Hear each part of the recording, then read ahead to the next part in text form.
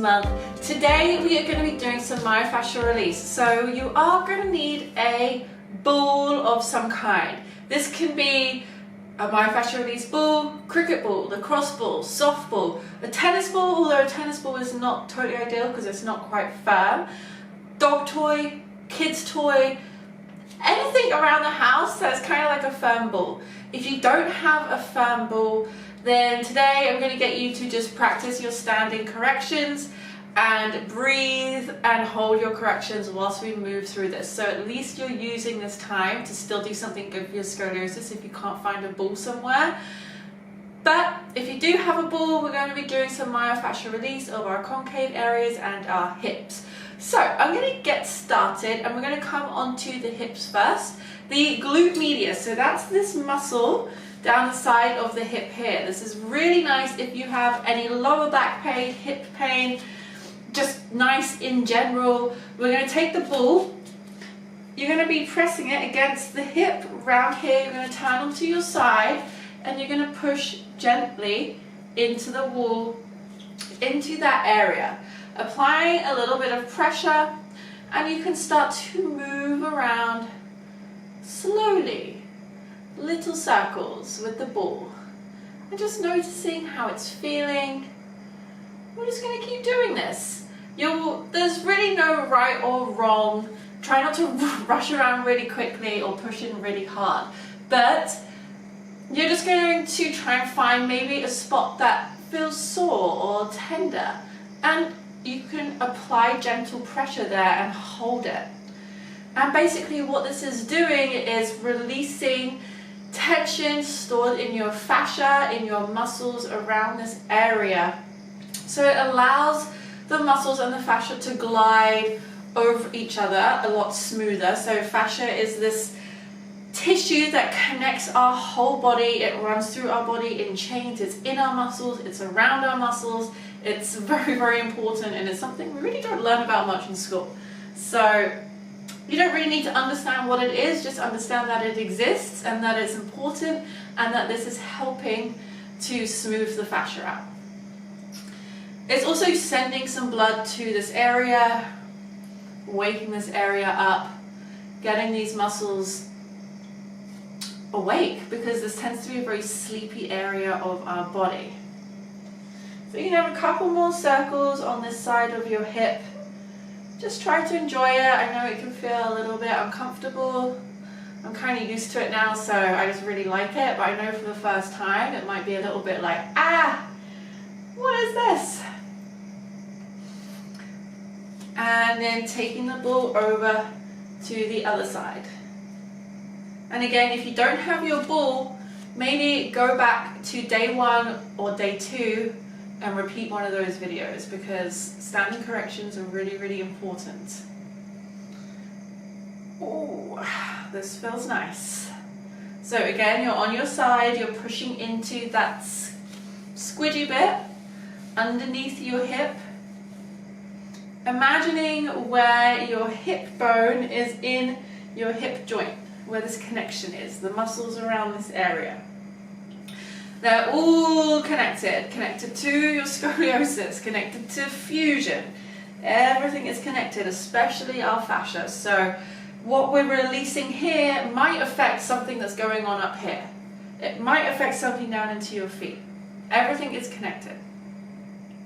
Keep applying gentle pressure, maybe moving around in little circles, maybe finding a spot that hurts or feels tender, and just hold and apply pressure to those areas. Also notice how this hip feels compared to the other one. Does it feel any different? Is it more painful? Is it less painful? Just acknowledge what is going on in your body. We'll get a couple more circles on this side, and then we're going to come to the spine. So we're going to take our balls, we're going to come up towards the tops of our shoulders and around our necks. Try not to drop the ball.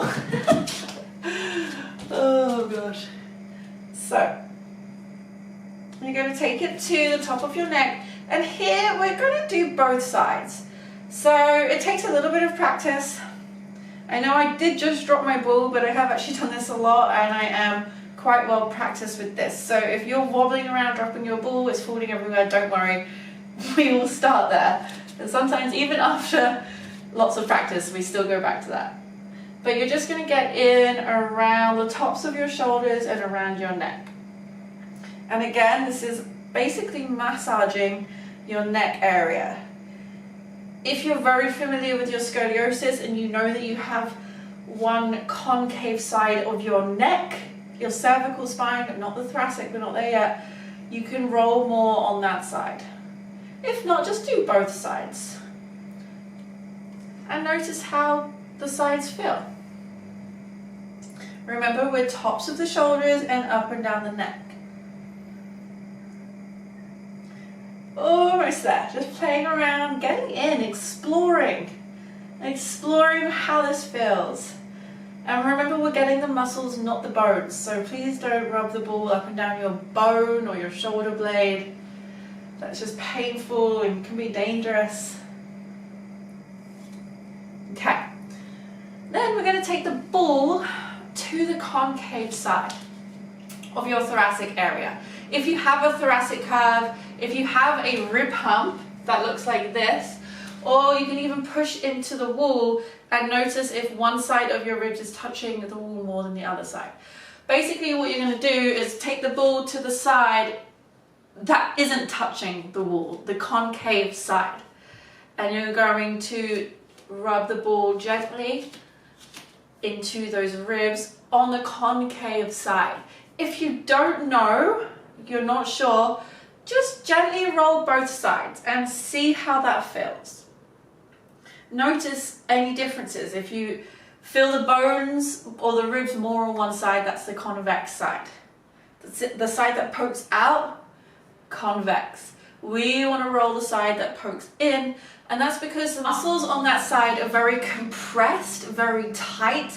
The ribs are closer together on the concave side, which means that the muscles on that side are atrophied, they're shorter.